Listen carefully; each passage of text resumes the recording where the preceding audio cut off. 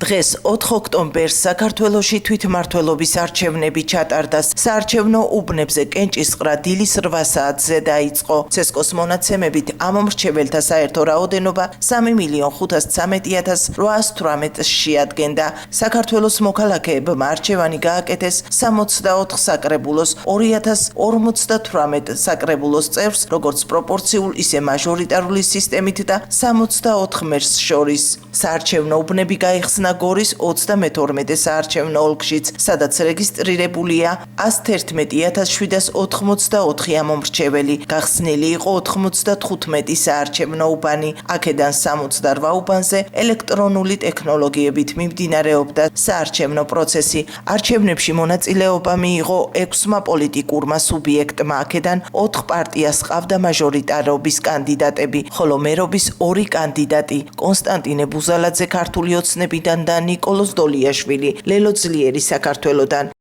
ნომერ მე-7 საარჩევნო უბანზე ძალიან წყნარი მშვიდგარემოში მიდის საარჩევნო პროცესი. ყავს 1987 ამომრჩეველი, 12 სპეციაში და 18 გადასატანხმულზე.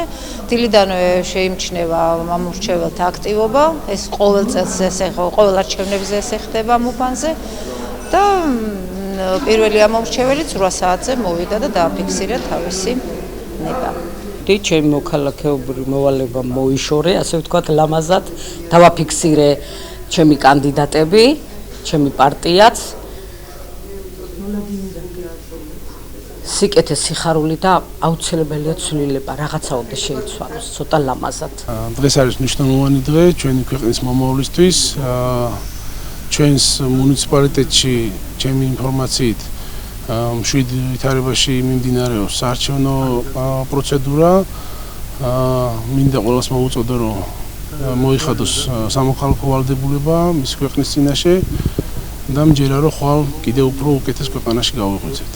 რაც შეეხება სხვა მუნიციპალიტეტებს, მოქალაქეები რიგ დარღვევებზე საუბრობენ. ხაშურში ვაუჩერების დარიგების ფაქტი კობანოზაძემ დააფიქსირა. ვიდეოში, რომელიც მან გადაიღო მმართველი პარტიის აგიტატორები ამბობენ, რომ ვაუჩერები დარიგდა გუშინაც.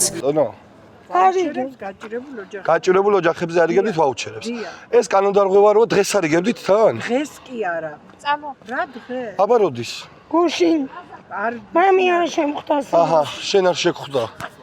უი, ცუდია ძალიან. თქვენ ის გელას რატო კითხულობ? რაში გაინტერესებს, ხო? ქართული ოცნება, ქართული ოცნება ყოფილი ხართ თან. ხო და ვაუჩერებს არიგებდით ესე იგი. ხია ეგ ქართული ოცნება რო. არა კაცო, ეს თქვენი არჩევანია, უბრალოდ ვაუჩერებს რო არიგებდით, ეს არის სამწუხარო. ეხლა ფული არ წინასწარი მონაცემებით თვითმმართველობის არჩევნებზე ამომრჩევლის დაახლოებით 40% მივიდა.